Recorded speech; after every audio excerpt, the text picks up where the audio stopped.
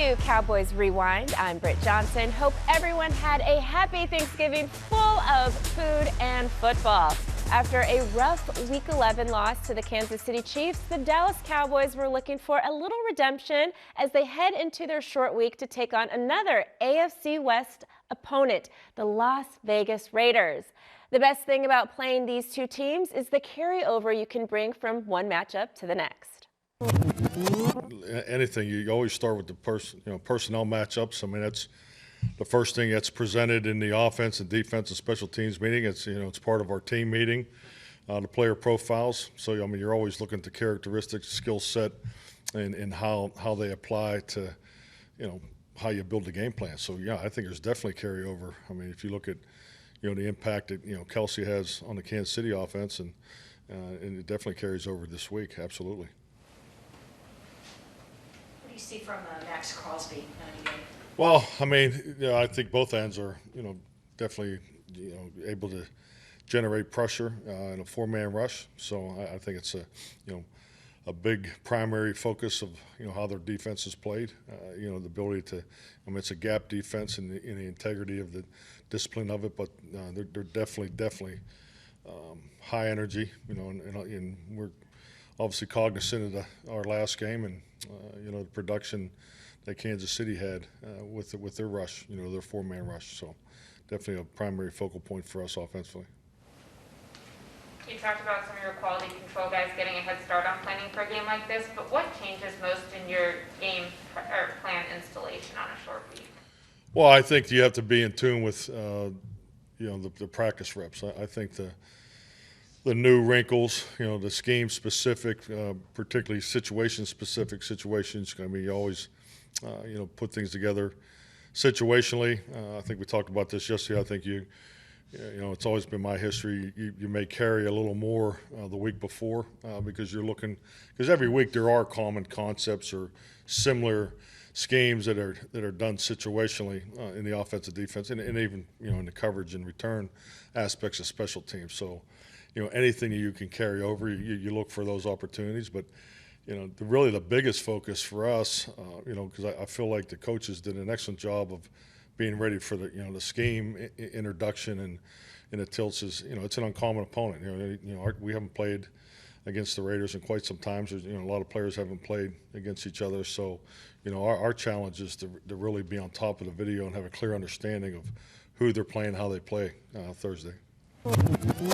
When we return, we have former Super Bowl champ Isaiah Stanback show us what the Cowboys may have been studying during film this week leading up to the Raider game. Cowboys Rewind is brought to you by AT&T and by NFL Game Pass. You'll never miss a game again. Enjoy full and condensed game replays from Week 1 to the Super Bowl.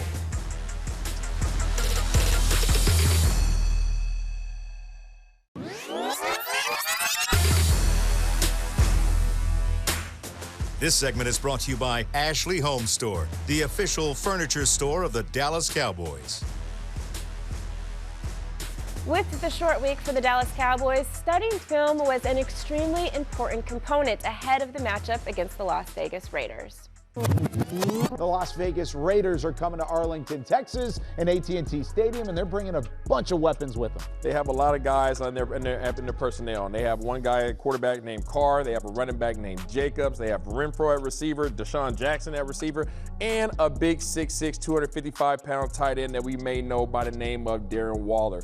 He's a dude. We got to know exactly where he's at. But the heart and soul of the Raiders has always been, going all the way back to the Madden days, has been tough, hard-nosed football. And that's exactly what these guys still want to do, and they do that with their starting running back here with Jacobs. If we allow things to get going on the ground game, it presents a lot of problems because they run a lot of play-action passes. With those play-action passes, they try to get your linebackers, your second-level defenders, to get their eyes in the backfield. When you get your eyes in the backfield, those guys now step up to the line of scrimmage. Once that happens, it allows their guy, Waller, and everybody else that wants to run routes back here to have the entire middle of the field open, creating issues because these guys are the 3rd leading team in the league when it comes to passing. Dallas Cowboys are the 5th. Let's show you guys what this looks like. Boom, right there. Pause it. You guys see.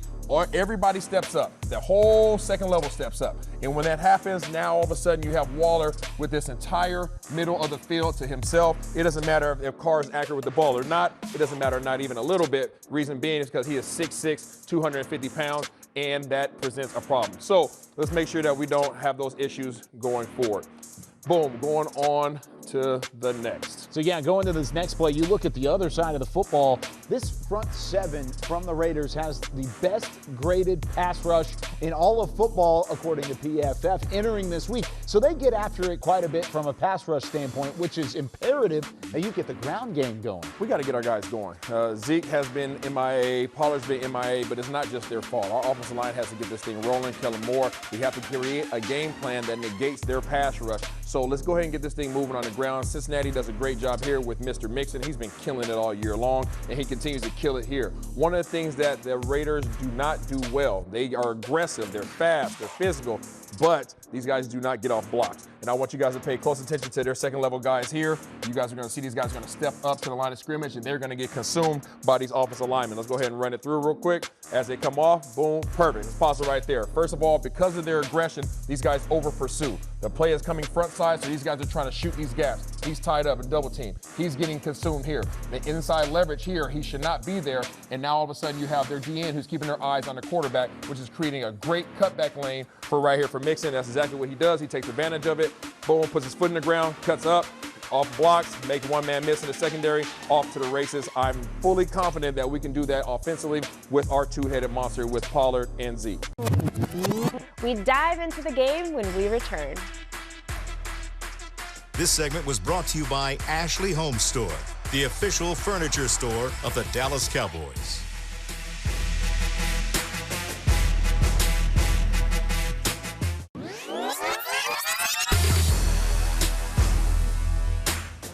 Well, the Cowboys have a lot to be thankful for. Prior to the game, they found out not only would Amari Cooper be out, but CeeDee Lamb would also miss the Thanksgiving matchup after he did not clear concussion protocol.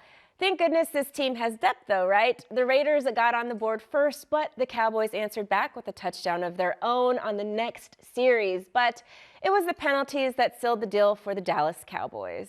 There's never been a game in Cowboys history where Cowboys had this many penalty yards called against them. What's it like trying to get into a rhythm when there's that many flags? There's 28 total penalties today. What's it like to be a part of a game like that? I mean, it's frustrating, but at the same time, we got to deal with it. So we got to try to fight through it, you know. The other team dealing with it too. They getting calls too, so we can't complain about that. We just got to keep fighting. They give you a talking point for the final one in overtime. They say that you didn't have your head turned. Did they tell you what you did wrong? Nah, they didn't say anything. I mean, we talk not to even talk to the officials really, but they're not gonna give us no real explanation like that anyway. What do you make of the 4 PI calls against you? I don't think you've probably had a game like that before in your life. Nah, I mean, it's just one of them days, you know. Just gotta watch the film, see what we can improve at with it, and get better. I mean, I feel like I was in position for all of them, and just try to turn my head. But some of them I did have my head turned. You just gotta get better. You just try to get better.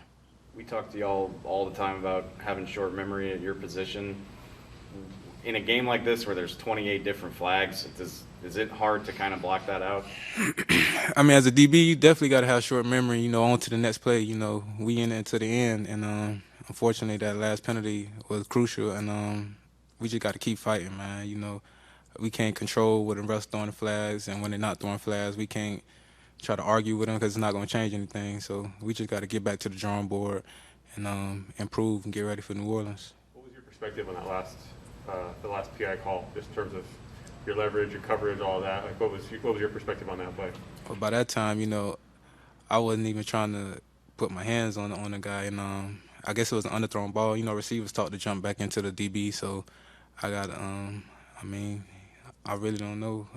He grabbed my head, the back of my helmet, I had my hands up, but I just got to turn my head, I guess, and just try to get my head around as quick as possible. So you had to change the way that you were playing normally, just because you knew that if there was contact, it was probably going to be called against you? Not necessarily change, because we want to stay aggressive. You know, we want to stay at it, try to be on everything, be tight and tight in our coverage.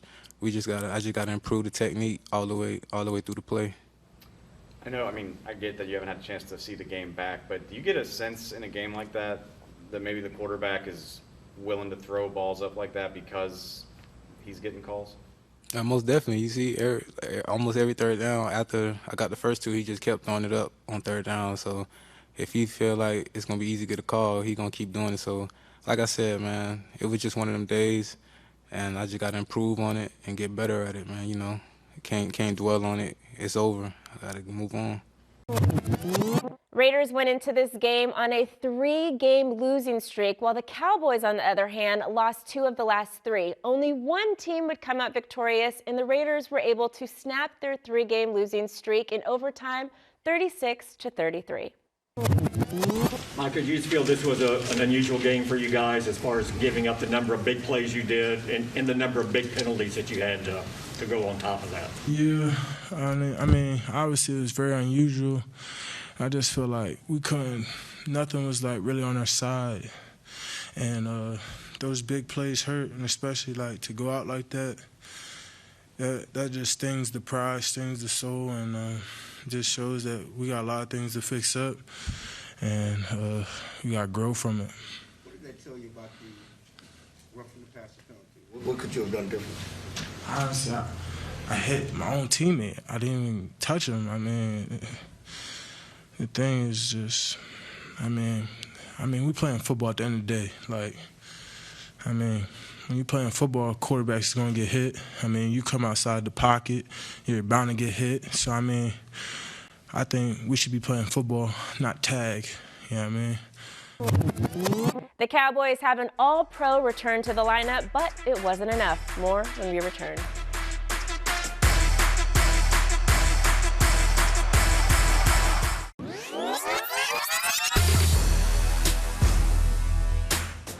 The Cowboys may have been without their 2 starting receivers, but they did get back all-pro tackle Tyron Smith into the lineup. The interesting thing about the game, though, was the Cowboys were rotating the offensive line throughout the game, which I personally have never seen before. Overall, you've been through a lot of crazy games back and forth and stuff like that. Where does this one go as far as just kind of a unique game in the ebbs and flows of it? Yeah, I mean, it was a tough game. We got off to a slow start and kind of had to claw our way back in. I mean, you take one positive from this, the fight that guys show to get back in it, but we've got to clean it up. We're playing sloppy ball right now, and you know, if we want to be the team we know we can be, we got to start cleaning it up. Continuity on the offensive line's always been preached, but in this game was weird. You know, you had some changes there, and then even changes in the middle of the game. Can you kind of put your finger on what that was about when they decided to make some changes in the second drive? You know, they told us over the last couple of days they were going to, give those guys a series. So, I think those guys, have kind of earned the right to get some snaps, and I think that's kind of what they were thinking. But we've got to play better up front as a unit, especially in the run game. We got to get our identity back in running the football and taking some of the pressure off of Dak and those receivers. So, watch the tape and get right back to work for next Thursday. Does it change anything with you? You got Steele now moves back to the right side. I mean, I know you've said before you don't have to help him a lot, but does it change some with you've got different pieces in the? I think the thing that's been good is that we've had reps with different combinations of line throughout training camp, throughout practices this season. So I think everyone's pretty familiar with the guys that are out there, and again, we've got to do a better job. No, and you can't say much about it, but if you see the game with that many penalties, and when there is a lot of penalties like that, how do you guys adjust? Does it kind of hurt the rhythm of the game? Yeah, look, we've got to do a better job at that. Obviously, you get the feel of how the game's being called early, and you got to adjust how you're doing things. If they're calling a tight game, we got to do a better job of keeping our hands inside and not having those big time penalties. But the mindset of the team going into after the Thanksgiving Day game, you've got another road game now, 3 in a row. Where does this team go confidence-wise? Yeah, I mean, that's one thing that I'm very confident is that we got the right kind of guys in the locker room, and we have the guys that can respond to these situations. So, right back to work when we get back in the building, and I know we got the right guys in the locker room. Perfect. Thanks, Zach. Thank you. While we were unsure of what was going to take place offensively for the Dallas Cowboys, they definitely had a plan all along. Terrence, when did you know you were going to get that start today at right tackle? I mean, had you practiced that this week, or was it something that came up early? Yeah, from the beginning of the work week, that's kind of where I was going, right tackle. So I kind of knew from the beginning. What does that do confidence-wise for you? You know who was starting there and what the dynamic was. I mean, does that help you? You've always had some confidence, but does it make you feel pretty good? It doesn't give me any less confidence than what I already had. I'm stepping up. So I'm not going to ask you to comment on the officials, but when there's a lot of flags in the game like that, do you have to adjust on what you're doing, and do you kind of understand that, hey, they're calling it a certain way, we're going to have to do things different? Yeah, you have to be aware that the officiating this year has been. It is what it is. You have to adjust to it. You just have to play smarter. So, your offense obviously you seem a little bit out of sync in our mind. Did you feel it that way? Did it feel like it was kind of tough to get in a rhythm early? Talking about the offense in general. Just the offense in general there, kind of early on. Yeah, I mean, I feel like we didn't really get going until the second quarter. So yeah, I mean, we just need to complete 4 quarters of playing football. We have yet to do that yet. So. I think here moving on forward is something we're going to. Can you give us what the explanation was on rotating there one series? I don't think it was more than one series, but was that just something that you knew going in was going to happen? Yeah. I don't know the full reason why, but it's just that it's doing it. So yeah. Tough without Philbin today? Was it different? Yeah, I mean, of course, that's our O-line coach. We all love Philbin. It's a great mind to the game. But Coach Blasco did a good job stepping in, and he was missed for sure. All right, appreciate it, man. Thank you. A 100-yard play that still wasn't enough for the Dallas Cowboys. More when you return.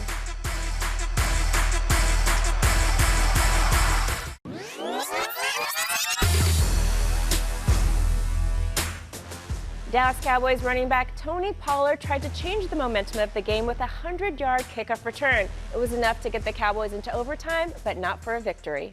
All right, first of all, you've been saying for a while you're ready to break one of these.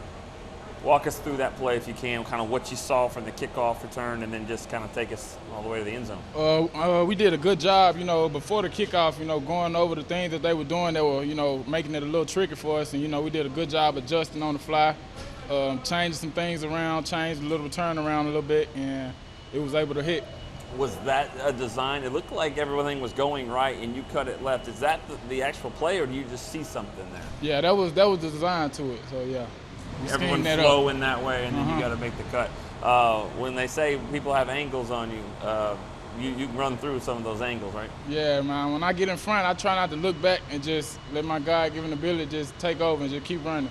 And I'm sure you would be even greater of a play if you guys were coming out with a W there. Just how disappointing is it to fight back like that and then just lose it at the end? I mean, it's a tough one. It's a tough loss. We hung in there all day. Did a good job fighting, staying with it, came back towards the end, but, we just got to do a better job executing at the beginning of the game, not coming out so sluggish and having to make up for that in the second half. So we just have to do a good job playing the whole game. In overtime, was it also designed to run it out like that? I didn't really get a good look of where you caught it. Did you have a chance for it to go in the end zone, or were you saying I'm coming out? No, it was a short kick, so I had to catch it. So I really wasn't intending to, but yeah, I had to. It was a short kick, and then it was just they got the best of us on that one. Where does this team go from here? I mean, obviously 7-4. You go to New Orleans. Do you feel like you're going to get some more guys, get the receivers back, defensive guys back? Your confidence still high? Yeah, I mean, nothing's changed for us. We have the same confidence that we've been had. We know we're still the same team. Got a lot of guys banged up, out right now. And, it's a game that we should have won. We just little things that added up at the end, just got to execute and make everything count. Awesome. Thanks, buddy. Yep. Now, before we get out of here, it is time for this week's Caption That. Make sure if you want to join the Dallas Cowboys United fan club, you can actually participate in Caption That and have a chance to appear on Cowboys Rewind.